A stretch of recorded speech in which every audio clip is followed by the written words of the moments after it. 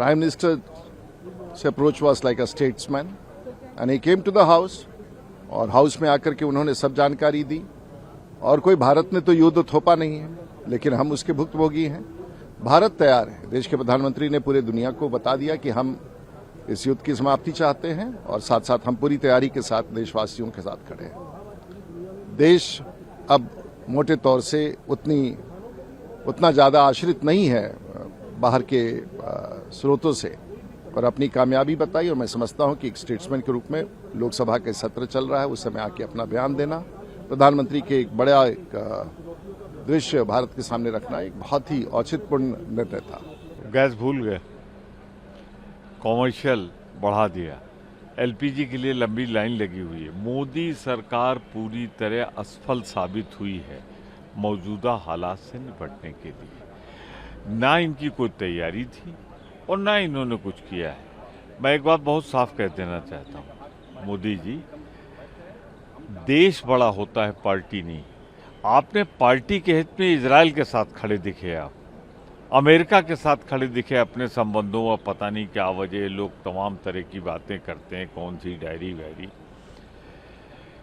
Iran जिससे हमारा पुराना संबंध, जो हमें डीजल, पेट्रोल, कच्चा तेल उपलब्ध कराता था, अब उसके राष्ट्राध्यक्ष, सर्वोच्च नेता के मरने पर भी दो शब्द आपके मुंह से नहीं निकले।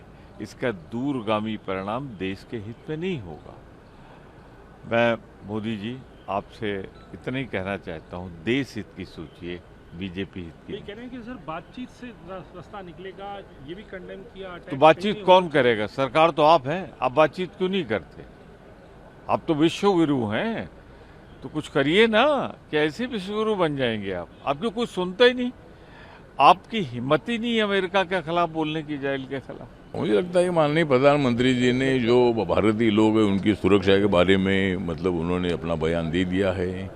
ईरान में और बाकी के देशों में जहाँ हमले हो रहे हैं, वहाँ भी अपने इंडियन लोग हैं उनको सुरक्षित रखने के लिए सरकार का पूरा ध्यान है। और पेट्रोल जो गैस का जो प्रॉब्लम, उसके लिए भी उन्होंने बताया कि भाई युद्ध चल रहा है, इसीलिए थोड़ा प्रॉब्लम है, लेकिन उसको सॉल्व करने का प्रयत्न जारी है। और अनेक देशों के साथ हमारे संबंध बहुत अच्छे हैं, तो इसीलिए प्रधानमंत्री जी ने जो बयान दिया है तो भारत के लिए बहुत बड़ा गर्वशील बात है, और भारत के तमाम लोगों की सुरक्षा करने का एक महत्वपूर्ण जो उन्होंने भूमिका यहाँ रखी है, और जल्द ही युद्ध खत्म हो जाएगा, ऐसा विश्वास भी हम सब लोगों को है। देश को अवगत किया है कि परिस्थितियाँ क्या हैं। कुछ ज़्यादा नई बात नहीं कही है, लेकिन हमने जो नोटिस दिया है डिस्कशन के लिए, वो डिस्कशन होना चाहिए ताकि हम भी जवाब दे पाएँ, पूरा सबके पक्ष सामने आए। मेरे ख्याल से वो अच्छा रहेगा कि डिस्कशन हो पार्लियामेंट में इस पर। मोदी संकट है, अगर ये संकट हमारे ऊपर किन्हीं परिस्थितियों के कारण आया होता तो निश्चित रूप से हम लोग साथ में रहते हैं, और इसमें भी हम साथ हैं, कोई हम खिलाफ नहीं है। लेकिन आप कोई बात सुनते नहीं, आप बिहेव करते हैं कि आप महामानव हैं, सब कुछ आपको पता है। भाई, आपने जबरदस्ती भारत को संकट में डाला। हम तो हमेशा आपके साथ खड़े थे राष्ट्रीय संकट के वक्त, और हमने कहा कि आप बातचीत कीजिए ईरान के राष्ट्रपति से। और जैसे चीन ने, रूस ने अपने देश में तेल को लाने का, गैस को लाने का इंतजाम किया, उनके जहाज नहीं रुके, आपके भी नहीं रुकते। लेकिन आपने सही वक्त पे बात नहीं की।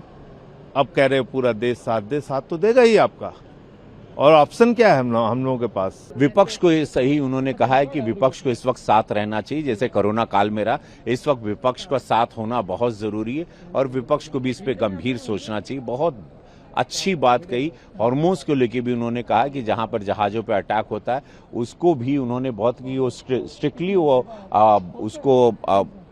उसको सपोर्ट नहीं करते हैं, वो बात कही। ग्रीन एनर्जी से लेके फर्टिलाइजर, खाद्यान्न पदार्थ, या अनाज, या किसान, या सोलर पावर, वो सारी चीजें जो निर्णय वो लिए थे, आज वो देश के हित में ऐसे कठिन समय में काम आ रही, वो बात कही। तो देश को पता चला कि प्रधानमंत्री जी का हर निर्णय या जितने भी कदम थे, आज वो देश के ऐसे कठिन समय में काम आ रहे हैं, जो देश को संभाल के लेके चलने में रखते हैं। 1 करोड़ भारतवासी जो विदेशों में, जो मिडिल ईस्ट में हैं, उनके लिए भी वहाँ के राष्ट्राध्यक्ष से बात की, उनकी सुरक्षा के लिए। ईरान से 1000 से ज़्यादा, उसमें कई स्टूडेंट्स भी वापस लौट आए हैं। बाकी जगह से 2.5 लाख से ज़्यादा लोगों को भारत वापस लाने का काम सरकार ने किया। तो एक गंभीर विषय था जो देश सुनना भी चाहता था, और आज उन्होंने बहुत अच्छे से सारी बात की। देश को बहुत बल मिला उनकी इस बातों से। लगभग 1 महीना हो गया, अगर आप टाइमलाइन देखें 28 फरवरी से आज 23 मार्च तक। इस टाइमलाइन, देखिए डिप्लोमेसी में और इस तरह की चीजों में, पहलकदमी में वक्त का बड़ा महत्व होता है। प्रधानमंत्री जी ने ज्यादा वक्त लगा दिया विपक्ष को कोसने में, पैनिक क्रिएट कर रहे हो, रूमर फैला रहे हो। और ऑयल कंपनियों के विज्ञापन देखिए, अचानक में इस देश में केरोसिन का जिक्र होने लगा तो पैनिक नहीं फैलेगा क्या? और मेरा सिर्फ ये कहना है कि डिप्लोमेटिक कॉरिडोर में कभी कभी साइलेंस बहुत भारी पड़ जाता है। ईरान में बच्चों के स्कूल पे बॉम्बिंग हुई, बच्चे मारे गए, हम चुप देखते रहे, कंडेम तक नहीं किया। मैं समझता हूं कि समेकित दृष्टिकोण से भारत का जो एक मॉरल, हमारी जो लेगेसी है, उसके अनुरूप प्रधानमंत्री जी को अपने लोगों को स्वयं भी उस अनुरूप आचरण करना चाहिए। वीके न्यूज, राष्ट्र के नाम।